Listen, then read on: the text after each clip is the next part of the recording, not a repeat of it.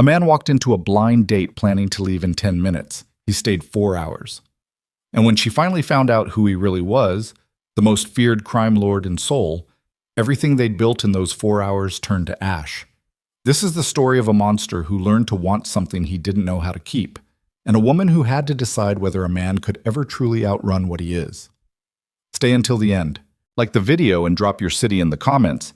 I want to see how far this story travels. Geese? The rain had been falling since noon and showed no sign of stopping. Kang Ji-hoon stood at the floor-to-ceiling window of his office on the 42nd floor of a building he technically didn't own.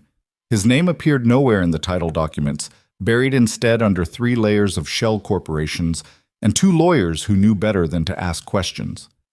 Below him, Seoul bled neon into the wet streets, red and gold and the cold blue of convenience store signs smearing across the pavement like something wounded.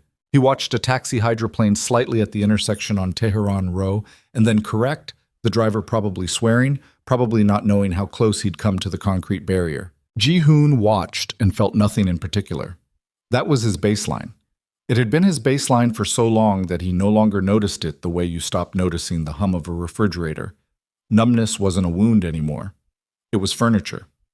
Behind him, his chief of security, a thick-necked man named Ryu, who had been with him for 11 years and once taken a knife meant for Ji-hoon's kidney without flinching, cleared his throat. The Busan shipment cleared customs, Ryu said.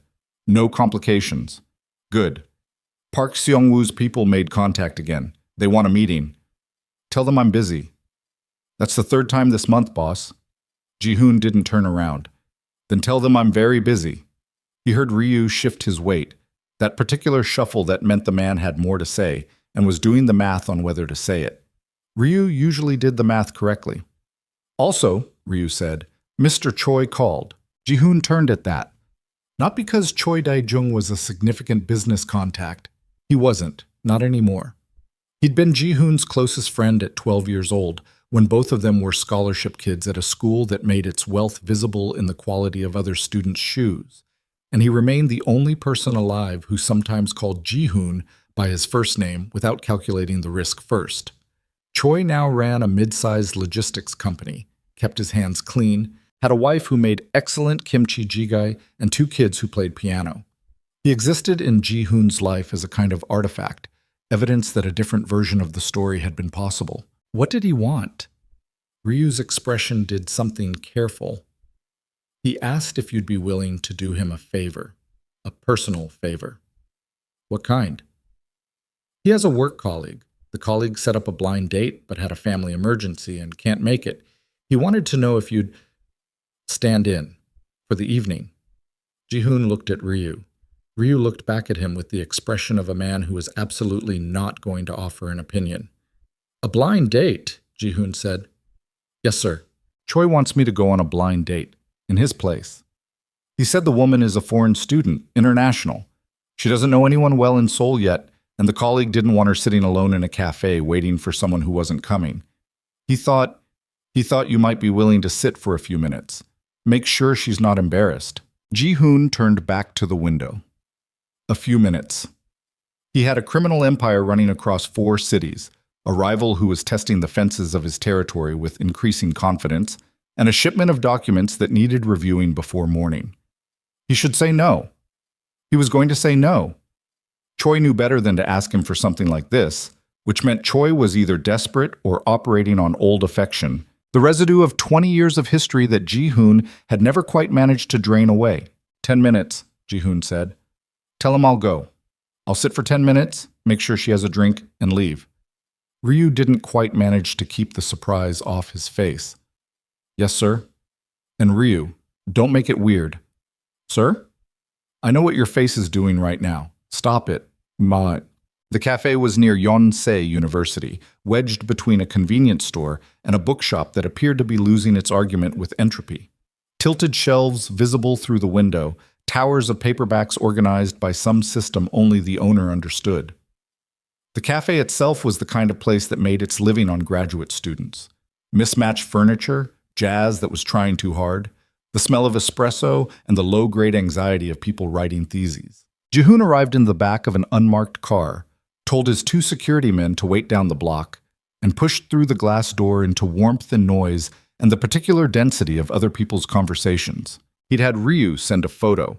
He scanned the room and found her immediately, which was not difficult. She was the only person in the cafe sitting alone at a table for 2, with the particular posture of someone who has decided to look unbothered about sitting alone at a table for 2. A large textbook was open in front of her, but she wasn't reading it.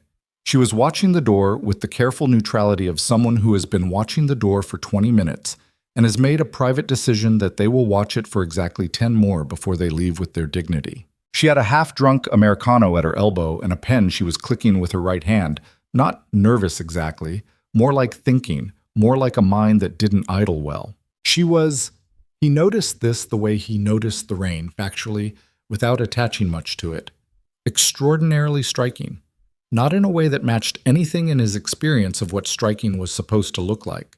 She had natural hair pinned up with something that was losing the fight, 2 or 3 coils escaping around her face, and she was wearing a dark green sweater that had seen better days. And she looked like someone who had come from somewhere warm and hadn't fully made her peace with Seoul in October. Ji-hoon crossed the cafe and stopped at her table. She looked up. For a fraction of a second, something moved across her face. Adjustment, recalibration, and then she settled into a careful neutral. "Amara Johnson?" he said.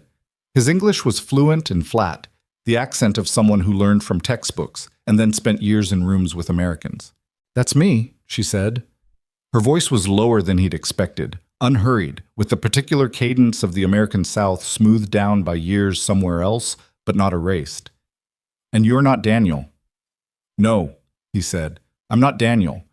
Daniel had a family situation. I'm Ji-hoon. I'm a friend of Dae-jung's. He asked me to come." She looked at him for a long moment. Not the way people usually looked at him. Most people looked at Ji-hoon with a layer of anxiety they were trying to hide, some knowledge or half-knowledge of what he was bleeding through their social behavior. She looked at him the way someone reads a document they haven't decided whether to trust yet. "So Dae-jung sent a substitute," she said, "for his colleague's date. He didn't want you sitting alone. I'm sitting alone right now." He pulled out the chair across from her and sat down. "Less alone now." She looked at the chair, then back at him, and something at the corner of her mouth moved. Not quite a smile, something more reluctant than that. Something that happened before the decision to smile was made. "You have a point," she said. "Can I ask what you do, since we're apparently doing this?" He flagged down a server and ordered coffee, black, before answering. "Business," he said, which was true. "Investment, logistics, also technically true. What about you?" "Law," she said. "International law. I'm doing a year at Yonsei on an exchange program before I finish my degree." "Where?" "Georgetown, Washington, D.C. She picked up her pen again, clicked it once. "Before you ask, yes, I know it's a long way. Yes, I know my Korean is not great. And yes, I do think the weather here is trying to kill me specifically." He almost smiled. He wasn't sure what to do with that, so he didn't do it. "Why Seoul?" "Why not Seoul?" She tilted her head. "Genuine question. Why is that always the first thing people ask, like it needs a justification?" "It doesn't," he said. "I was asking about your reasons, not questioning the decision." She studied him. "Corporate law and international markets," she said. "The intersection of Korean business law and American regulatory frameworks. If you want to work in international compliance, Seoul is one of 3 cities in the world worth being in right now." She paused. "Also, I wanted to be somewhere completely different and see if I could hold myself together. But mostly the first reason." The coffee arrived. Ji-hoon wrapped his hand around the cup and looked at her, and he noticed this the way you notice you've been walking in the wrong direction. Past his 10 minutes. He didn't leave. They argued about power for 45 minutes. It started because she asked what kind of investments, and he said he preferred sectors where leverage was structural rather than competitive. And she said that was an interesting way to avoid saying you benefited from other people's inability to negotiate from strength. And he said that was an interesting way to avoid engaging with how markets actually function. And from there, it went somewhere neither of them had apparently planned. She was sharp. Not the performed sharpness of someone demonstrating that they are smart, the actual thing, unselfconscious, following an argument wherever it led, without caring about being correct as much as about understanding the shape of the problem. She listened to him. Most people in conversations with Ji-hoon were waiting for gaps in his speech where they could agree with him. She was listening with the particular attention of someone who was planning to push back. "The issue isn't that power exists," she said. "Power always exists. The issue is that you're describing a system where the people with structural leverage have no accountability to the people without it, and then you call that a market. Markets self-correct. Through what mechanism? Because from where I'm standing, the correction usually happens to the people who didn't have the leverage in the first place. The correction happens to everyone eventually." "That's cold comfort if you're gone before the correction." He looked at her. "Most people would find this conversation uncomfortable," he said. "Most people are trying to impress you," she said. "I don't know you. I have no idea who you are, which means I can just talk." She picked up her Americano. "Is that unusual?" He considered the question seriously because she asked it seriously. "Yes," he said, "it is." She nodded like that confirmed something, not smugly, just noting data. "That's kind of sad," she said, and she didn't say it like an insult. He didn't answer. Outside, the rain had thickened. The cafe had filled up around them without either of them noticing. Graduate students with laptops, two older women sharing a piece of cake, a group of undergraduates who were very loudly not studying. The jazz had cycled through several albums worth and landed somewhere quieter. "Why law?" he asked. "Because the world runs on systems," she said, "and systems can be changed if you understand how they're built. Law is the language systems use. If you want to fix something, really fix it, not just patch it. You have to learn the language." She turned her cup on its saucer. "My grandmother was a domestic worker in Atlanta for 30 years. The family she worked for was wealthy, educated, considered themselves good people. They paid her below minimum wage for most of that time, because there was an exemption, and they knew about the exemption, and she didn't. She wasn't done wrong by bad people. She was done wrong by a gap in a statute." She paused. "I'm going to spend my life closing gaps in statutes." Ji-hoon was quiet for a moment. "That's specific," he said. "Most good reasons are."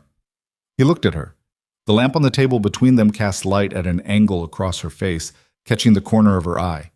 She was still turning her cup on the saucer, a small, habitual motion, not performing anything, just present in the way people are when they're not trying to be anything in particular. He had been in this cafe for 2 hours and 20 minutes. He didn't leave. Then she asked him, around the third cup of coffee, what he'd wanted to be when he was young. It was the kind of question that shouldn't have landed. He'd been asked versions of it before, at galas, at business dinners, asked by people who wanted to demonstrate their emotional accessibility, and he'd always answered it the same way. Deflection dressed as self-deprecation, something about never being much for planning, and the subject changed. It was a reliable technique. He'd used it so long, it had become automatic. He opened his mouth to use it now. "An architect," he said instead. He didn't know why he said it. It was true, truer than almost anything he said in conversation, but truth was a resource he managed carefully, and he hadn't decided to spend it here, and yet there it was sitting on the table between them. She didn't make a thing of it. That was what surprised him. She just nodded, like the information fit somewhere in a picture she was building. "What kind?" she asked. "I wanted to design public spaces, parks, civic buildings, places that were meant for everyone and not just for the people who could pay for access." He heard himself saying it and felt something strange. Not embarrassment, something older than embarrassment, the ache of a version of yourself you remember and can't quite look at directly. "I was 12 when I decided that. By 15, I decided something else." "What changed?" He looked at her. "The world," he said. "The world changed, or I understood it better, one or the other." She held his gaze. "Those aren't the same thing," she said quietly. "Understanding something and having it change are not the same thing." "I know." "So which was it?" He picked up his coffee. It had gone cold. He drank it anyway because it gave him something to do with his hands while he sat with the fact that she had followed the sentence exactly where he'd tried to leave it unfinished, and she hadn't let him leave it there. I grew up in a neighborhood where the architecture was failing infrastructure, he said. Water damage, electrical problems, elevators that were out of service for 18 months and then 19 months because the building owner knew the residents couldn't afford to go anywhere else. My mother worked herself sick in that building. He stopped. I learned that structures exist to serve whoever owns them. That was the education I got. It wasn't wrong, exactly. It was just very specific. And once you learn something specific about how the world works, it's difficult to unlearn. She was quiet for a moment. I'm sorry about your mother, she said. She's fine, he said. She lives in Jeju now. I bought her a house. Good. She said it without the slight wince people sometimes added, like they needed to signal that buying a house was adequate consolation for the rest of it. She just took it as information. But you're still carrying the education. Most people are still carrying their education. Some more comfortably than others. He looked at the table. Somewhere in the distance, a phone buzzed. His, in his pocket, Ryu checking in for the second or possibly third time. He ignored it. Why did you agree to come tonight? She asked. Daijung's your friend. He called in a favor. But you don't seem like someone who does things because they're asked. You seem like someone who does things because they've decided to. It was, again, precise. He looked at her and thought that she had the kind of intelligence that was dangerous, not because it was aggressive, but because it was patient. She didn't need to win the argument, she was just following the actual shape of things, and the shape of things had a way of arriving somewhere uncomfortable if you followed it long enough. I told him 10 minutes, Ji-hoon said. She glanced at her watch, then back at him. Something that was almost but not quite a smile again. That same reluctant preliminary thing. It's been 3 hours and 40 minutes, she said. I know. Any particular reason you stayed? He looked at her. For a moment, the cafe and the rain and the jazz and the 3.5 hours all sat around them like furniture. I'm not sure yet, he said. Which was honest. It was the most honest thing he'd said in a room that wasn't his own office in years, possibly longer, possibly so long that he'd forgotten what the practice felt like. She nodded slowly, like that answer was acceptable, like she understood that some things needed more time before they had names. Well, she said, I have a seminar at 9 tomorrow. I'll let you go, he said. Neither of them moved. They left the cafe at 11:47. Outside, the rain had softened to drizzle, and the street smelled like wet concrete and someone's late-night tteokbokki cart 2 blocks over. Amara pulled her jacket tighter and looked at the sky with an expression of personal affront. It rains like it's angry here, she said. Atlanta rain is loud and dramatic, and then it's done. This stuff just persists. You get used to it. I resent that that's probably true.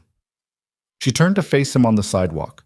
Without the cafe around them, she looked younger and less defended, or maybe the same, and he was seeing it differently. Thank you, she said, for coming, for staying. You didn't have to. I know. I mean, you genuinely didn't have to. I would have been fine. I was fine before you got here. I know that too. She studied him for a moment. Can I ask you something? You've been asking me things all evening. One more. He nodded. Why does it feel like you're not all the way here, she said. Like part of you is always somewhere else, doing a calculation, running the numbers on something. She tilted her head, watching him. What is it you're actually thinking about most of the time? The question hit him somewhere unexpected. He had good defenses. He had layers of practiced response and curated self-presentation and the ability to be in a room with almost anyone and leave them with the impression he'd intended. She had spent 4 hours finding the seams in all of that without appearing to look for them. Things I can't talk about in this context, he said, which was as close to true as he could get. She held his gaze for a moment and he saw her make a decision. Not to push, not tonight, not yet. Because she was also someone who followed her own assessment of the situation, and her assessment was that this was an opening, not an answer, and openings had their own timing. Okay, she said. Fair enough. She pulled out her phone.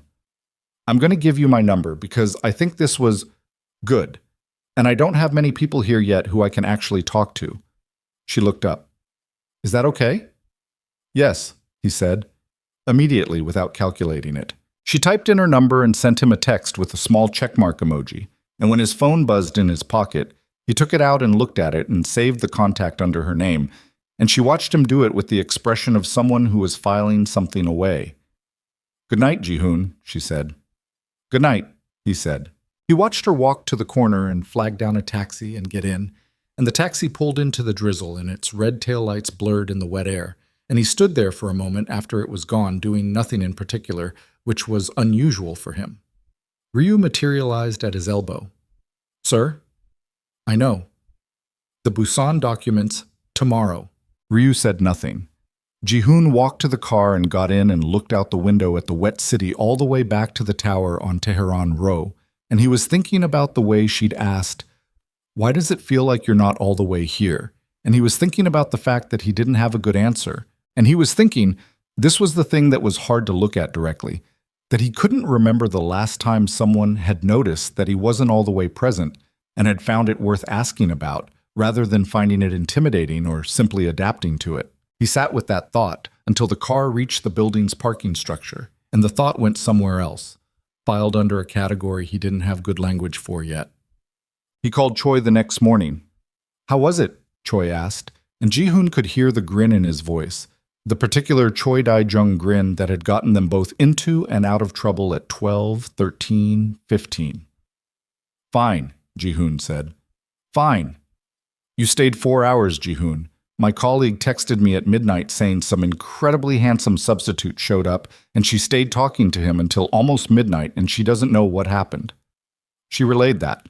"She relayed the handsome part specifically, yes. I'm telling you because I thought you'd find it funny." Ji-hoon didn't find it funny or unfunny. He found it. Something without a clear category. "She's smart," he said. "She is," Choi said. "Dae-jung's colleague says she's one of the sharpest students in her program. Going to be a serious lawyer." Ji-hoon thought about gaps in statutes, about water damage in failing buildings, about the way she'd followed the sentence he'd tried to leave unfinished. "Did you know she was going to be like that?" he asked. Choi paused. "Like what?" Ji-hoon looked at the window and the morning Seoul traffic 20 stories below. "Never mind," he said. "Thanks for asking me to go." Choi said nothing for a moment, which was its own kind of response. Then, "Ji-hoon." "What?" "Be careful." Ji-hoon hung up. He texted her 3 days later. No specific reason, no occasion. He saw an article about a world court ruling on an international trade dispute and thought she'd have a reaction to it, and before he'd made a conscious decision, he'd sent it to her with a single question. "Thoughts?" She replied in 11 minutes. The reply was 4 paragraphs long and anatomized the ruling's flaws with the precision of someone who'd thought about the underlying doctrine for years. He read it twice. He replied. She replied. They went back and forth for 2 hours, and somewhere in the middle of it, the conversation slid off the ruling and onto something else. She told him about a professor who assigned Kafka to law students to teach them about bureaucratic surreality, which she thought was either brilliant or cruel, probably both. He told her about a building he'd seen once in Busan, an old Japanese colonial structure that had been converted badly and then reconverted well, the bones of the original visible in the proportions if you knew to look. She said, "You still see like an architect." He sat with that for a long time before responding. Over the next 3 weeks, he found reasons to be near Yonsei that he hadn't previously found. He told himself it was proximity. His holdings in Sinchon required attention, which was technically true, and he made sure that when he texted her it was for identifiable reasons, articles or questions about something she'd mentioned, never anything that could be called reaching. He was managing it. He was keeping it at the appropriate distance. Then she texted him at 10:30 on a Tuesday. "Are you busy?"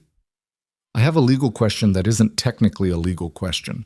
He moved his 11 o'clock. They met at a different cafe, one she chose. Smaller, louder, the kind of place where the table was sticky and the music was too loud and nobody cared. She had her laptop open and a half-eaten bowl of ramyun going cold, and the specific expression of someone who has been arguing with a document for 3 hours and has achieved only increasing anger. "Okay," she said without preamble when he sat down. "I need you to tell me how a business legally insulates itself from regulatory accountability." Not because I want to do it, because I'm writing a paper about how it's done so I can argue it should be stopped. And every article I find is either too theoretical or written by the people who want to keep doing it." He looked at her. He thought about shell corporations and title documents and 3 layers of legal separation and lawyers who knew better than to ask questions. "That," he said carefully, "is a large topic. I know. Just start somewhere. How do you make something invisible to a regulator?" He was quiet for a moment. Then he started explaining, carefully, in the abstract, the structural mechanics of regulatory distance. He kept it theoretical. He used examples that were public knowledge, academic cases. But she followed every step, asking exactly the right clarifying questions, mapping the territory with the particular methodical thoroughness of someone who was building something. An hour later, she sat back and looked at him. "You know a lot about this for an investment guy," she said. "I've been on the business side of regulatory disputes," he said. "Right." She looked at him for a beat longer than usual. Then she looked back at her laptop and started typing, and he watched her work. And he thought about Choi's voice on the phone saying, "Be careful." And he thought, yes, but careful about which part. The moment he saw it was 3 weeks later, outside her university. He'd come to the Sinchon office. Legitimately, there was a meeting. And afterward, he was walking to the car 2 streets over because he'd told the driver to move. And he turned a corner, and there she was, 30 meters ahead on the pavement, stopped, staring at her phone. He was about to raise his hand when he saw what she was looking at. He was on her phone. Not him. His photo. A photo he recognized, one that circulated in certain contexts, sharp-suited, unsmiling, the Seoul skyline behind him. Not a public photo, a photo that appeared in the kind of publications and reports that tracked the structure of Korean organized crime. Alongside it, from the angle he could read briefly before she looked up and saw him, text he didn't need to read because he knew what it said. His name, his family, the abbreviated version of everything he was. She looked up. She saw him. The space between them was 30 meters of wet pavement and several seconds of complete silence, during which he watched her face do something he had not expected and could not entirely prepare for. Not fear, not the careful adjustment of people who learned what he was and immediately recalibrated their behavior around that knowledge. Something more direct than that. Something that looked, from 30 meters, like the expression of someone who has just understood that they have been given wrong information about the terrain and has placed their foot somewhere it should not be. She looked at the phone, at him, at the phone again. He walked toward her because there was nothing else to do. "Ji-hoon," she said when he was close enough. Her voice was even. He had noticed before that she had a particular evenness when she was most unsettled, a steadiness that came from choosing control rather than having it naturally. "Who are you?" Not a question. The grammar of it. Statement, declarative, present tense. The grammar of someone who already knows and is deciding whether to give the other person the space to say it first. "What did you find?" he said. She turned the phone toward him. The photo. The text. His name, and below it, in the compact phrasing of someone who had done their research. Head of the Kang organization, alleged control of extortion and trafficking networks across Seoul, Busan, and Incheon, estimated to generate upward of 200 million US annually through— "Stop," he said. "Tell me it's wrong," she said. He looked at her. She waited. "I can explain the structure of what you're looking at," he said. "It's more complicated than— "Is it wrong?" she said. Her voice hadn't changed. That was almost worse than if it had. "Answer that question first, before you explain the structure to me. Is it wrong?" He was quiet. She stepped back. One step, just enough to put additional space between them. She put her phone in her pocket. She looked at him with the expression of a woman who is doing something very controlled and precise with the thing happening behind her eyes. "I talked to you," she said, "for hours. About systems. About accountability. About my grandmother." She stopped. Swallowed. Started again with the same careful evenness. "I asked you how businesses made themselves invisible to regulators, and you told me. And you knew the whole time because you—" She stopped again. "You're not an investment guy." "No," he said. "You knew what I was studying. You knew what I wanted to do with my career. You knew all of that, and you sat there and—" "I didn't deceive you about what I thought," he said. "Everything I said to you I meant. That's not what I'm talking about, and you know it. Her voice tightened on the last word, and that was the first time the evenness broke. Just there, just slightly.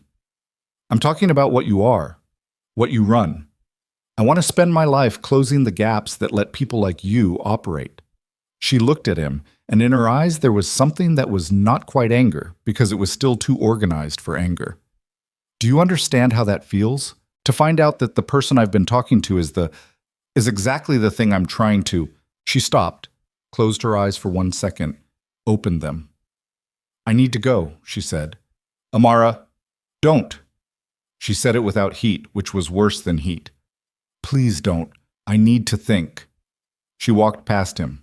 He didn't reach for her, didn't call after her, because he could hear in the please don't the specific cost at which that word was coming, and he wasn't going to make it cost more than it already did. He stood on the pavement in the cold and watched her go, and he thought about 4 hours in a cafe and the way she'd asked why it feels like you're not all the way here, and the answer he'd told her he couldn't give, and he thought she figured out why. Ryu was already waiting at the car when Ji-hoon arrived. He looked at Ji-hoon's face and said nothing, which was the correct response.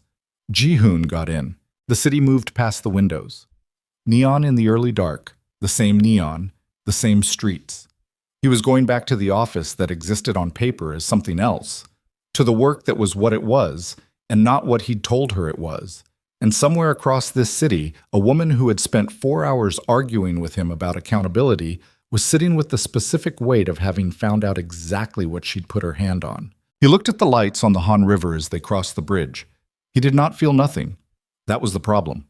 He had not felt nothing for weeks, and now it was too late to go back to the furniture of it, and Park Seung-woo was moving against his territory, and his men expected a response.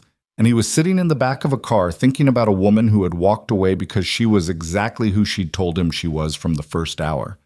And he was exactly who he was.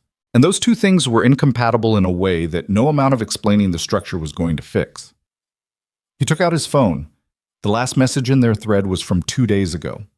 She'd sent him a photo of a mistranslated menu item with a single question mark, a small, ordinary thing, the kind of thing people send each other when they've built the habit of small, ordinary communication. He looked at it for a long time in the moving dark of the car. He put the phone away. He had a war beginning on his eastern flank and an empire to manage and decisions to make that had nothing to do with a woman in a green sweater who closed gaps in statutes. He told himself that until he almost believed it. He didn't sleep. Not because of Park Seung-woo's men moving along the eastern docks.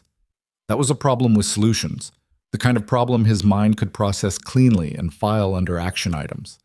He'd navigated worse territorial disputes at 26 with fewer resources and less leverage, and he'd come out the other side with more ground than he started with. Park was a threat the way bad weather was a threat. Real, requiring preparation, ultimately manageable if you didn't panic.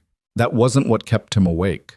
He sat at the desk in his apartment, not the office building, the apartment which was on the 38th floor of a residential tower in Itaewon, and decorated with the sparseness of a man who had never bothered to develop preferences about soft furnishings. And he looked at the Seoul skyline at 3 in the morning, and he thought about her face on the pavement outside Yonsei, the 1 second when she'd closed her eyes, the way the please don't had landed like something structural giving way. He opened his laptop and pulled up a file he kept under an encryption layer that even Ryu didn't have full access to.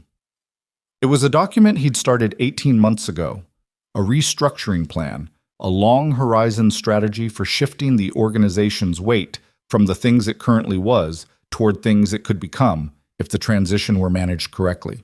Legitimate holdings, legal enterprises, the kind of infrastructure that could survive scrutiny. He'd been slow-walking it, moving pieces with deliberate patience because you didn't dismantle something the size of what he ran without triggering the exact kind of instability that invited people like Park to test the fences. He looked at the document for a long time. Then he opened a separate window and pulled up Amara's last text. The menu photo. The question mark. He looked at both of them on the screen at the same time. He closed the laptop and went to stand at the window and told himself this was not a decision he was making tonight. 3 days passed. She didn't text. He didn't text. This was reasonable. This was, in fact, the correct outcome of the situation. She had found out something true. She had reacted to it proportionally, and the proportional response from his side was to give her space and not force the issue. He was good at not forcing issues. He had made significant money over the course of his career by understanding when to apply pressure and when to wait. And every instinct he had that was calibrated to business was telling him, wait. His instincts calibrated to other things, less reliable, less exercised, more recently reawakened, were telling him something different, and he was ignoring those. He had a war to manage. Park Seung-woo's people had hit a warehouse in Incheon on the second night. Nothing catastrophic, mostly a message. 2 of Ji-hoon's lower-tier men roughed up and the inventory disrupted, the kind of action designed to draw a response. Ji-hoon had seen this play before. You provoked a response. The response gave you justification for escalation. Escalation gave you cover for the actual move you'd been planning. Park was ambitious and not particularly creative, which made him predictable in broad strokes and dangerous in details. Ji-hoon's lieutenant, a lean and perpetually tense man named Oh Se-jun, who had been with the organization for 7 years and believed deeply in the principle of immediate and overwhelming retaliation, appeared in his office on the 4th morning looking like a man who had been holding something back and had reached his limit. The men are asking questions, Oh said. Ji-hoon was reading a contract. He didn't look up. Let them ask. Boss, Park's people hit the Incheon warehouse. That's not a random choice. Incheon is symbolic. He's saying he can reach our port operations. I know what he's saying. Then we need to respond. If we don't respond in the next 48 hours, every mid-level outfit in the city is going to read that as a signal. Park knows that. He's counting on it. Ji-hoon set down the contract. He looked at Oh Se-jun, who had the particular wound-tight posture of a man who had already decided what the correct answer was and was waiting for permission to execute it. What do you want to do? Ji-hoon asked. His distribution hub on the north side of Mapo. We hit it hard, we make sure the message is clear and unambiguous. 2 nights from now, while his senior people are at... No, Ji-hoon said. Oh stared at him. Boss, I said no. If you don't respond to this, Park is going to interpret that as... Oh, Ji-hoon said it quietly. I understand the logic. I've been running this organization since before you joined it. I understand exactly what the silence reads as from the outside, and I'm telling you, not the warehouse. Not yet. Oh's jaw tightened. He had a good jaw for tightening, angular, expressive, and a face that tried to be controlled. Then what? We just absorb it? We wait, Ji-hoon said, and we watch. Park made a move. Before I respond to the move he made, I want to know what move he actually wants me to make, because this wasn't about the warehouse. Oh was quiet for a moment.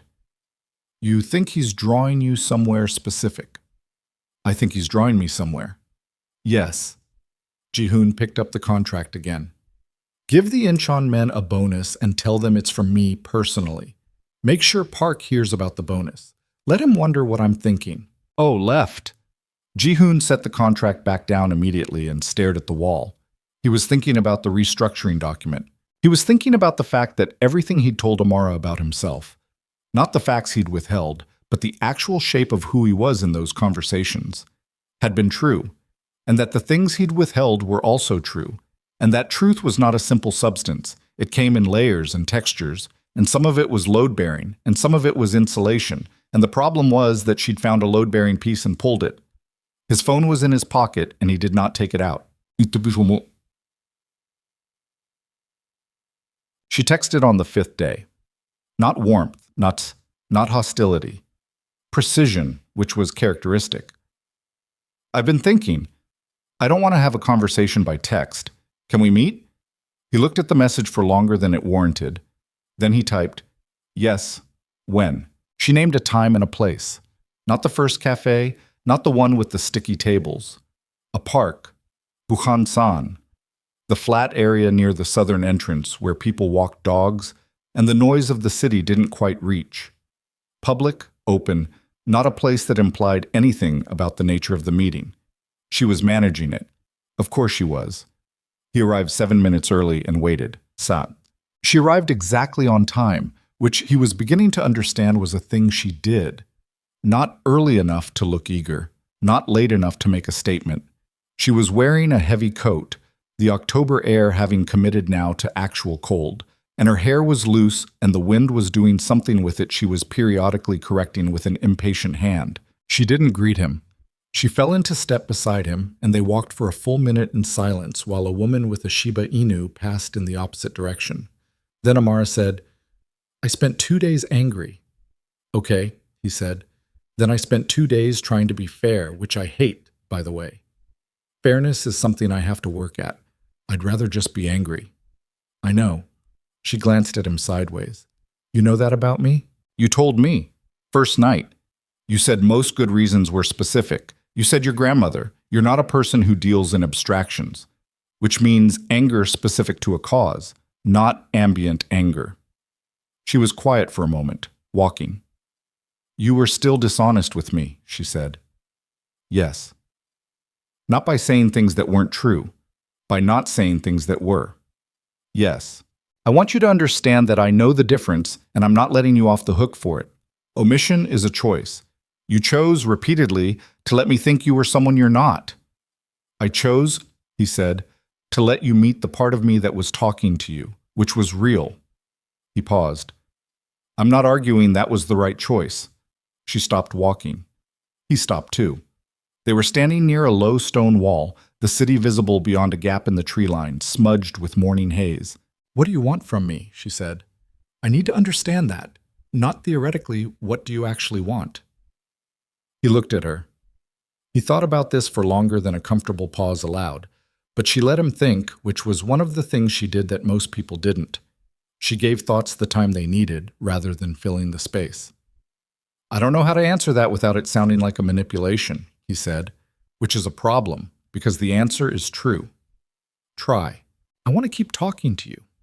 He held her gaze. "That's what I want. I'm not trying to use you. I'm not trying to manage you. I've spent 4 years not wanting to talk to anyone in particular, and you changed that, and I didn't plan for it, and I don't have a clean way to package it." She looked at him for a long time. The wind moved through the trees above them. "Do you understand what I'm training to do?" she said. "Yes." "Do you understand that if I ever become the lawyer I'm trying to become, and I find evidence of what you run, I will use it? That I could not make an exception for you personally?" "Yes," he said. "I know that. And you're still here. And I'm still here." She exhaled, and it showed in the cold air, a brief cloud of breath dissolving. She looked away from him toward the city. "I don't know what to do with you," she said, which was not something she said with warmth exactly, more like a problem being named accurately. "Neither do I," he said, "but I think that's honest." She almost laughed. Didn't quite. "I'm not agreeing to anything," she said. "I'm not saying things are fine. I'm saying I think you were real with me in the ways that mattered, and I'm not able to just erase that, which doesn't mean I'm not still angry. I know. And you can't keep things from me again. If this continues in any form, I'd rather know the truth about you than a version that's safer for you." He was quiet. "Can you do that?" she asked. He thought about the restructuring document. He thought about Oh Se-jun and the Incheon warehouse, and Park Seung-woo testing the fences. He thought about everything he was, and everything that knowing everything he was would cost her. "I can do more of it," he said, "immediately and completely. I don't know, but more." She studied him. She was doing the assessment again, the one she did with legal documents, checking the argument against the available evidence. "More," she said. "Okay. More is somewhere to start." They started walking again, and this time the silence was different. Over the following 2 weeks, Ji-hoon began doing something he had no template for, telling the truth in increments. Not all of it. Not the operational details, not the names, not the specifics that would make her a liability. He drew lines, carefully, around what he said. But the shape of the thing, the architecture of how it worked and what it required and what it had cost, he let her see more of that. Not in single confessional conversations, but in small pieces, accumulated over coffee and texts in one long evening when she was stuck waiting for a delayed assignment to be graded, and they sat in her apartment building's lobby and talked for 3 hours because she didn't want to be alone with her thesis anxiety, and didn't say that, but he could tell. She asked questions that landed exactly where they were aimed. She asked whether he'd ever wanted out. He said yes, and that wanting out and having a viable path out were different categories. She asked when the viable path had started to seem possible. He was quiet for a while. He said recently. She looked at him like she understood what recently meant, and she didn't press it, but she filed it. She asked once whether he had people hurt. He looked at her. He said, "In the past, yes." She held his gaze and something moved through her face that was complex and cost her something, and she said, "I figured." And she didn't look away, and she didn't pretend it was fine, and she also didn't leave. And that was one of the most difficult things he'd ever sat with because he didn't know what to do with being seen clearly by someone who stayed. Meanwhile, Park Seung-woo was not patient. The second incident came on a Thursday night. Not a warehouse this time, but a car. One of Ji-hoon's mid-level men, a man named Baek, who ran a cleaning operation in Mapo, found his car with its windows smashed and a single photograph left on the driver's seat. The photograph was of Baek's daughter walking home from school. Oh Se-jun was in Ji-hoon's office inside 40 minutes. "This is different," Oh said. His voice had gone flat, which for Oh was the equivalent of shouting. "This is personal targeting. This is families." Ji-hoon looked at the photo. He kept his face still. "Where's Baek?" "With his family. He's scared, boss. That's the point. Park wants our people scared. He wants them asking questions about whether you can protect them." Ji-hoon set the photo down. He thought about it. The calculation behind the move, the specific choice of target. Baek was mid-level, not strategic. His removal would not materially harm the organization. But Baek had a daughter who walked home from school, and Park had chosen this particular piece of information to deliver. And the message was not about Baek. The message was about what Park was willing to use. "Who else knows about this?" Ji-hoon said. "Me, you, the two men who found Baek after. Keep it contained. I don't want this spreading through the organization." He stood up. "Double security on Baek's family tonight, quietly. No announcement, no statement to the men about what happened." "Boss, if the men don't see a response, the men will see a response when I'm ready to give one." Ji-hoon looked at Oh. "Park just showed me something. I want to think about what it means before I answer it." Oh's jaw was doing the thing again. "How long do we wait?" "Until I know what he actually wants." Oh left. Ji-hoon stood at the window and breathed and thought about a daughter walking home from school and a photograph left on a front seat. And he thought about what kind of man made that move, and he thought about what kind of man he was willing to be in response to it. He thought about Amara asking, "Do you understand what I'm training to do?" He took out his phone.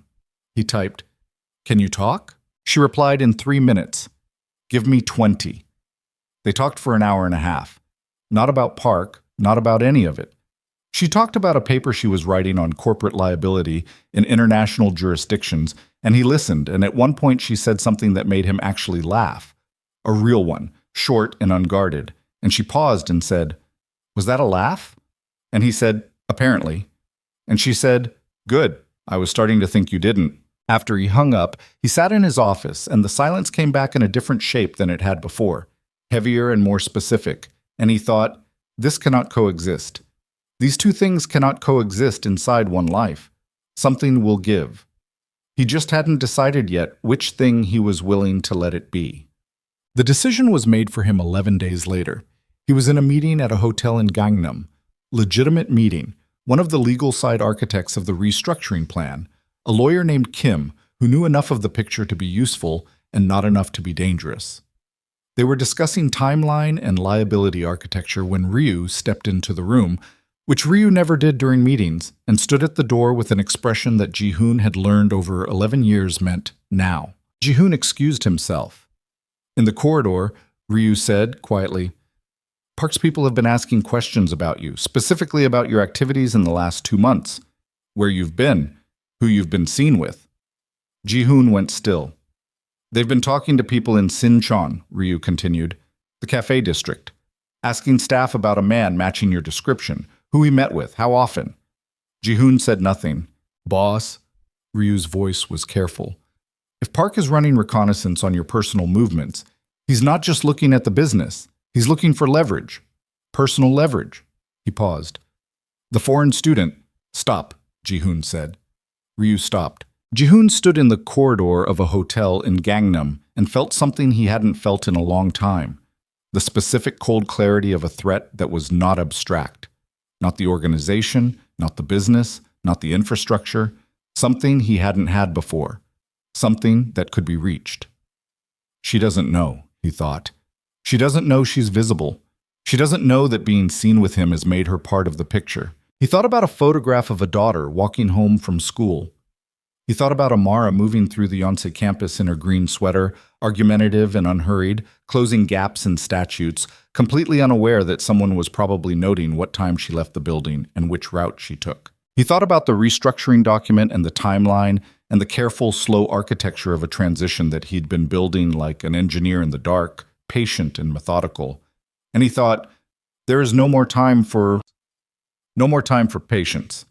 He walked back into the meeting room, told Kim they were done for the day, and had Ryu drive him to the office in silence. In the car, he sat with his hands flat on his thighs and watched the Gangnam streets move past the window, and did the arithmetic of the situation with the cold efficiency of a man who had learned to do that arithmetic young and had never stopped. Park knew about Amara. Maybe not her name yet, maybe not the details, but Park knew there was a person. Park was the kind of man who, once he identified a pressure point, applied pressure to it, not out of cruelty specifically, but out of methodology. You found what someone valued, and you made them choose between it and whatever you wanted from them. It was the oldest move in the book, and it worked because most people, when pushed, chose the thing they valued. Jihoon had never had anything Park could use that way. Until now. He called Ryu into his office the moment they arrived. I need eyes on her, he said. Discreet. She doesn't know. She can't know. I need to know if anyone is watching her, where they're positioned, how long they've been there. Ryu nodded. No questions. This was one of Ryu's values. He understood which questions were operational and which were personal, and he had enough respect for the line between them to stay on the right side. Also, Jihoon said, I want everything we have on Park's current operations, not summaries, the actual data. Every holding, every front company, every piece of leverage he's accumulated in the last 18 months. You're going to move against him. I'm going to understand him. There's a difference. Ryu left. Jihoon sat behind his desk and opened the restructuring document and looked at it for a long time. The timeline, the architecture, the careful, patient scaffolding of a transition that was supposed to take another year, maybe 2. And he thought about a photograph of a child on a car seat, and he thought about Amara walking across the Yonsei campus, without knowing she'd become part of someone's reconnaissance file. He closed the document. He picked up his phone. He did not call her because calling her now, with what he knew, would mean lying by omission again. And he had told her more and she had asked for more, and he was not going to do that to her again. But he needed to know she was where she was supposed to be, so he texted, How's the liability paper going? She replied in 4 minutes, slowly. My professor keeps moving the goalposts. I think she enjoys watching us suffer. He looked at the message. He typed, Sounds like someone I'd respect. Then he put the phone face down on the desk and called Oh Sejun, Amakish Mincham. Oh arrived inside 20 minutes, which meant he'd been close, which meant he'd been anticipating the call. He sat across from Jihoon with the posture of a man who has been waiting to be given permission to act and is almost vibrating with the restraint of not having it yet. Tell me what we know about Park's inner circle, Jihoon said. Oh's eyes sharpened. His top lieutenant is a man named Cheon, runs the day-to-day, personally loyal to Park. They go back 15 years, came up together out of a gang in Daejeon. Second tier is mostly younger men, ambitious, less attached. Park runs a tight ship in terms of information. He doesn't let his people know more than they need to for their specific function. Oh paused. Which means Cheon knows everything, and Cheon is the access point. Where does Cheon have exposure? Oh looked at him steadily. His younger brother has a restaurant in Mapo, does about 30% legitimate business, and floats the rest on Park's money. It's clean on the surface, but the books would not survive a serious audit. That's not what I'm asking. I know. Oh leaned forward slightly. Cheon has a gambling problem he's been managing badly for 3 years. He owes money to a private lender in Busan who is not affiliated with Park and does not know who Cheon works for. The debt is substantial. Jihoon was quiet. How substantial? Enough that it's been causing him sleep problems. And Park doesn't know. Park definitely does not know. Cheon has been hiding it because Park has a specific intolerance for what he calls personal disorder in his people. He would view it as a security risk. Ji-hoon thought about this. He thought about pressure points and the arithmetic of leverage. And he thought about the fact that he was sitting here doing exactly what he'd been doing for 15 years, looking for the seam in someone's life where a blade would fit. And something in him was tired of the familiarity of it in a way he hadn't been tired of it before. I'm not going to use it to hurt him, Ji-hoon said. I want to use it to get a meeting with Park. Private. No entourage, no staging, just him and me in a room. Oh looked at him like he'd said something in a language he didn't quite speak. You want to meet with Park. I want to end this without a war. Boss, I know what you're going to say. With respect, I don't think you do. Because what I'm going to say is that Park does not end things without wars. It is not in his operating vocabulary. If you go to him privately and make an offer, he will read that as confirmation that you're weakened, and he will... Oh, Ji-hoon said it quietly. I understand the risk. Arrange the meeting through Cheon. Don't tell anyone else. Oh stood. He had the expression of a man who was executing an order he disagreed with and had decided to disagree with it silently, which was the most insubordination Ji-hoon allowed and which Oh knew precisely. He left. Ji-hoon sat alone. He thought, one meeting, one conversation where the terms were clear and the choice was real. He would tell Park what was coming, the restructuring, the legitimization, the handing of certain operational keys to people who were not Ji-hoon's problem anymore. And he would make clear that what Park stood to gain by cooperation was more valuable than what he stood to take by force. It was a reasonable argument. It was even, in a certain light, generous. He knew it might not work. He went ahead with it anyway. The meeting was arranged in 4 days.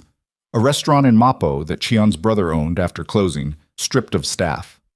Ji-hoon arrived with Ryu and 2 other men and told them to wait outside. He went in alone. Park Seong-woo was already there. He was a smaller man than Ji-hoon had expected, which was a thing Ji-hoon noted with a kind of dark internal humor. The most dangerous people rarely announced their dimensions with their bodies. Park was compact, somewhere in his late 40s, with the kind of stillness that came not from calm, but from controlled energy. A man whose resting state was coiled readiness. He had a scar through one eyebrow that pulled his expression slightly crooked. He was sitting at the center table with a glass of water in front of him and no one else in the room. He looked at Ji-hoon the way a man looks at something he's been studying from a distance and is now seen up close for the first time. Kang Ji-hoon, he said. Sit down. Ji-hoon sat. I heard you wanted a conversation, Park said. I was curious enough to come. I want to tell you where things are going, Ji-hoon said, before they go there, so you can make a decision with full information. That's considerate. Park's tone held something dry and watchful. Tell me. Ji-hoon laid it out. Clean, direct, no performance. The restructuring, the timeline, the scope, the transition of operational control, the shift toward legitimate enterprise. The parts of the territory that would be vacated and could be absorbed by whoever was positioned to absorb them. The parts that would be handed to legal structures. He kept it factual, kept his voice level, and when he finished, he looked at Park and waited. Park had not moved during any of it. He had the listening quality of someone who was not just hearing words, but was also running a separate and parallel process on everything the words might mean. You're walking away, Park said finally. I'm changing the nature of what I'm doing. Yes. And you want me to... what? Wait politely while you complete your transition? I want to offer you the Eastern Distribution Network as a gesture of good faith, as compensation for the inconvenience of the transition period. Park looked at him. Something moved through his face that Ji-hoon couldn't entirely read. Amusement maybe, or something colder than amusement that wore amusement as a coat.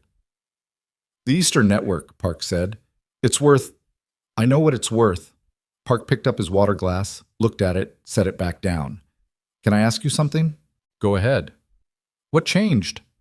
Ji-hoon looked at him. I've been watching you for 3 years, Park said, waiting for the moment when the right move became available. And for 3 years you were exactly what you've always been. Precise, cold, completely uninterested in anything that wasn't the organization. And then 4 months ago, something shifted. He tilted his head. I had people try to identify it. We found some of it. The Sinchon activity. He paused. The girl. Jihoon kept his face still. International student, Park said. Georgetown Law. Very smart, by all accounts. Very principled. Something in his voice on the last word was careful in a way that was not care. I find it interesting that a man like you would let something like that alter his strategic judgment. My strategic judgment, Jihoon said, is what's in front of you. The offer stands. It's good business for you. It might be, Park said. He looked at Jihoon for a long moment. I'll tell you what concerns me, though. What concerns me is that you've made a transition plan that's contingent on everything staying stable long enough for you to execute it. And the person who most threatens that stability is me. He spread his hand slightly. So this offer, it's not really generosity, is it? It's insurance. Most good offers are both. Park was quiet. Then, I need to think about it. Jihoon stood. You have a week. He walked out of the restaurant into the cold Mapo night and got in the car, and Ryu looked at him and Jihoon said, We wait. He should have known by how easily Park had agreed to the meeting. He understood it 6 days later at 10 in the morning when Oh Se-jun walked into his office with an expression that was not Oh's usual wound-tight readiness, but something different, something that had the quality of a man about to deliver information he didn't want to deliver. What? Jihoon said. Oh, put a file on the desk. A thin file, 3 pages, with photographs attached. Jihoon opened it. The first page was a transaction record. Money moving through a series of accounts over the past 14 months. The money was traceable, barely, but traceable if you knew where to look. Jihoon looked at the destination accounts and felt something very cold begin at the base of his skull. The accounts belonged to a holding company that belonged, on the 4th layer, to a man named Kim Sung-hyun. Kim Sung-hyun was his lawyer, his restructuring architect, the man he'd been meeting with in the Gangnam Hotel when Ryu had stepped in to tell him about Park's reconnaissance. Jihoon looked at the second page. More transactions. Earlier. Going back almost 2 years. When did you find this? Jihoon said. His voice came out flat, which was not a choice, just what happened when the space where response was supposed to be was occupied by something too large for expression. Last night, Oh said. I've been running a parallel audit of all the restructuring contacts for the past week. Since the Park meeting, I wanted to make sure our exposure was contained. And you found Kim. Kim has been on Park's payroll for 22 months. Oh said it carefully, like each word was a piece of glass he was setting down. Everything you told Kim about the restructuring, the timeline, the asset positions, the legal architecture, Park has had it, probably within 48 hours of each meeting. Jihoon looked at the photographs on the 3rd page. Kim and Park's man Cheon, a restaurant in Apgujeong, 3 months ago. The surveillance quality was good. You could see Kim's face clearly. He was smiling. Jihoon closed the file. He sat very still. He thought about the meeting with Park, the way Park had listened without surprise, the way he'd said, I've been watching you for 3 years, with the particular confidence of someone who had been watching from a much shorter distance than that. The way he'd said the timeline and the scope, and the transition of operational control back to Jihoon as a paraphrase, barely altered the exact language from the restructuring document. Park had known everything. He had come to the meeting already knowing everything. And he had said, I need to think about it. And he had not attacked. And he had not taken the offer. And Jihoon had walked out thinking he had bought time. He had bought nothing. Park had simply been deciding which move to make next with complete information, while Jihoon operated on a version of the picture that had a significant piece missing. Boss, Oh said, I heard you. We need to move. If Park has had the full restructuring plan for 22 months, he knows which assets are in transition, which operations are understaffed right now, which I know what it means. Jihoon stood up. He walked to the window. Below him, Seoul was doing its ordinary morning, traffic and pedestrians and a delivery truck blocking a lane on the corner, ordinary and indifferent. Where's Kim now? His office. He doesn't know we know. Keep it that way. For how long? Jihoon didn't answer immediately. He was thinking about the architecture of the situation, the restructuring plan now compromised, The legal framework built on documents that Park had access to. The transition timeline, which Park could disrupt at any point of his choosing. 2 years of careful building. The slow, patient work of trying to make an exit that didn't destroy everything it touched. And it had been seen, measured, and used as a map by exactly the person it was supposed to outmaneuver. He thought about what it meant that Park had chosen this moment. The meeting, the deliberate patience of letting Ji-hoon make his offer. And understood. Park wasn't going to accept the offer. Park had never been going to accept the offer. The meeting had been intelligence collection.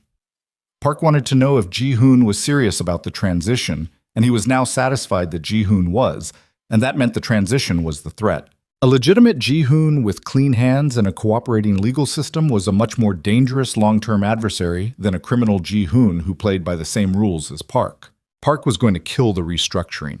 Not Ji-hoon, not yet, too much noise, but the plan itself, the legal architecture, the clean hands. He would expose it selectively, feed information to the right authorities at the right time, and Ji-hoon would spend the next 3 years fighting criminal investigations instead of completing a transition. Unless Ji-hoon moved first, unless he didn't fight from the shadows. The thought arrived not as a plan but as a shape. The rough outline of something he'd been circling for months without being able to see it whole. He stood at the window and let it take form, and what it formed into was not what he would have chosen, was in fact the last thing he would have chosen 3 months ago. But 3 months ago he hadn't been the same person in the same situation. His phone buzzed. He looked at it. Amara. A text. Finish the liability paper. My professor is going to either love it or fail me. No in between. He stared at the text for a long moment. He typed, I need to see you tonight. It's important. She replied, You okay? He looked at the word okay and thought about what an inadequate instrument it was for the current situation. He typed, Not entirely. Can you come to Itaewon? I'll explain when you're here. She replied, Give me 2 hours. He put the phone in his pocket and turned to Oh Se-jun, who was still standing in the same spot, watching him with the expression of a man who has delivered bad news and is waiting to find out what it costs. I need you to set something up, Ji-hoon said. Not a meeting, a press conference. Oh stared at him. I'm going to make a statement, Ji-hoon said. Public. On the record. Everything. The restructuring, the transition, the scope of the legal compliance process. All of it. On camera. In my name. The silence in the room had a texture to it. You're going to expose yourself, Oh said slowly, like he was translating from a foreign language. Voluntarily. I'm going to remove Park's weapon before he can use it, Ji-hoon said. If the transition is public and on record, he can't use it as leverage. He can't selectively feed it to authorities because there's nothing selective about it. It's already there. The only play he has left is a direct move against me, and a direct move against me in that context. He stopped. Get me a lawyer. Not Kim, someone clean, someone I have no prior association with, and get me a media contact. Oh looked at him for a long time. Something moved through the lieutenant's face that was complicated. Not quite fear, not quite admiration, something that had both in it. Boss, he said, if you do this, there's no taking it back. I know. Everything you've built, the way things work, the way people see you, all of it changes. I know that too. Oh nodded once, the slow nod of a man committing to something he didn't choose. He walked to the door and stopped with his hand on the frame. For what it's worth, he said, without turning around, I think you've been trying to get here for a long time. He left. Ji-hoon stood alone in his office. He looked at the restructuring document on his screen. 2 years of architecture, careful and patient, and now irrevocably compromised. And he thought about Amara asking, Do you understand what I'm training to do? And he thought about what it would mean to stand in front of a camera and say his name and say what he ran and say what he was choosing to do instead. And he thought about every version of himself that had existed before this moment. And he thought about the man he was going to have to become to survive what came next. Amara arrived at 7:43. He heard the elevator, then her knock. 3 short raps. Unhurried, her knock exactly, and he crossed the apartment and opened the door, and she looked at his face, and her expression shifted immediately from the careful neutral she'd worn since Yonsei into something more direct. What happened? She said. Not a question. He stepped back and let her in. She came in and stood in the center of the apartment's main room and looked at him. She was wearing the heavy coat, her hair pinned up, and she had her laptop bag over one shoulder because she'd probably come from the library, and she looked warm and real and entirely incompatible with everything that was currently happening in his life. And he stood 6 feet away from her and thought, I have to tell her what I'm about to do before she reads it somewhere else. Sit down, he said. I'd rather stand. You're scaring me. I'm not trying to scare you. I know you're not trying to. You're doing it anyway. What happened? He told her. Not all of it. Not Kim's name, not the operational specifics, not the details that would make her a witness to things she shouldn't witness, but the shape, the betrayal, the compromise plan, what Park now held, and what he intended to do with it. And then the response he'd decided on. She listened without interrupting, which was not her default, which meant she understood that what he was saying required the full space. When he finished, she was quiet for a moment. A press conference, she said.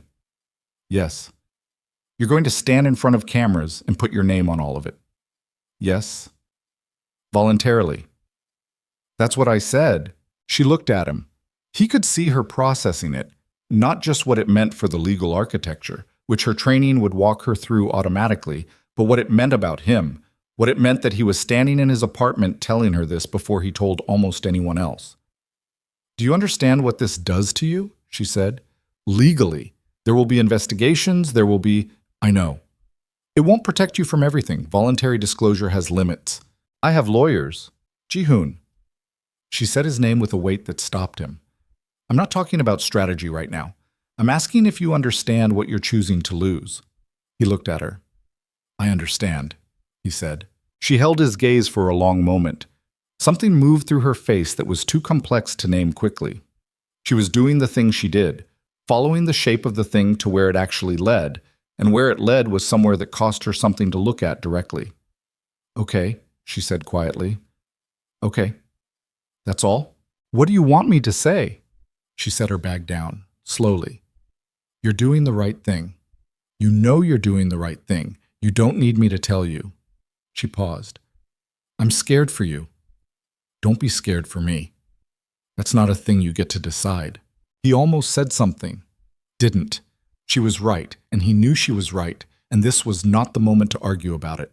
He looked at her standing in the center of his apartment, her coat still on, and he thought, she came. 2 hours, she said, and she came, and she's standing here while he told her the worst of it, and she said, okay. And she said, I'm scared for you, and she had not run. And he didn't have language for what to do with that except to stand in it. The conference is tomorrow morning, he said, 9 o'clock. She nodded. I'll be watching. You don't have to. I'll be watching, she said again, the same quiet firmness. That's not negotiable. He didn't sleep that night either, but it was a different kind of sleeplessness than before. Not the restless, calculating dark of a problem without solutions, but the flat, clear wakefulness of a man who has made a decision and is waiting for morning to arrive so the decision can become real. He sat at the desk and reviewed the statement 3 times, and changed 2 words and then changed them back. And at 4 a.m, he stood at the window and watched the Han River catch the pre-dawn light and thought, after tomorrow, nothing is the same shape. He thought about Oh Se-jun's voice. I think you've been trying to get here for a long time.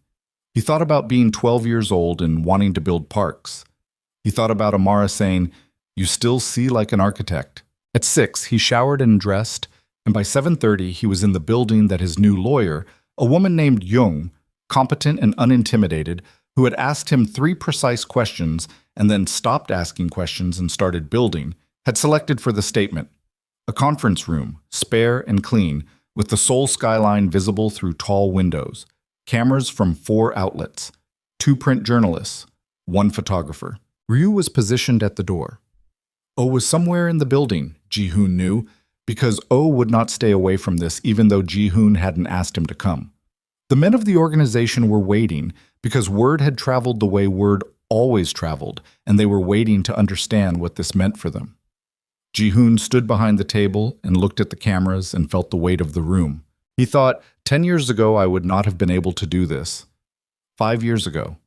Even 1 year ago. He thought, She asked me what I wanted, and I said I wanted to keep talking to her, and that was true. But the fuller truth was that she'd cracked something open that had been sealed for so long he'd forgotten it was sealed. And what came out was not something new. It was the 12-year-old who wanted to build parks. It was the version of him that had believed, before the education, that structures could exist for everyone. He thought, this is not for her. She would hate it if she thought it was for her. This is for the version of himself that he'd been carrying around like a photograph of someone he used to know. He sat down. The cameras started. He spoke for 11 minutes.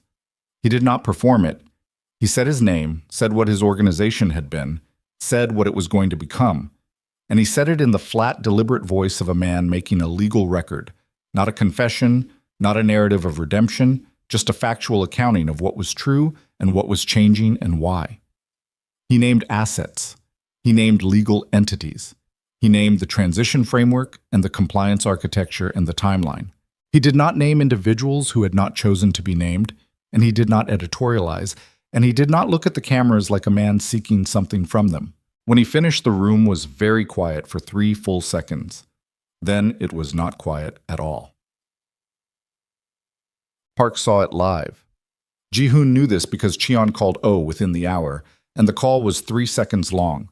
Just Cheon's voice, flat, with something that might have been shock or might have been recalibration, saying, "Tell your boss he has made a very serious mistake." Oh relayed this to Ji-hoon without commentary. Ji-hoon said, "Now we find out what he does with it." What Park did was move fast. By noon, the eastern docks were hit. Not the subtle message sending of the Incheon warehouse, but a direct operational assault. 2 storage facilities, 6 men hospitalized.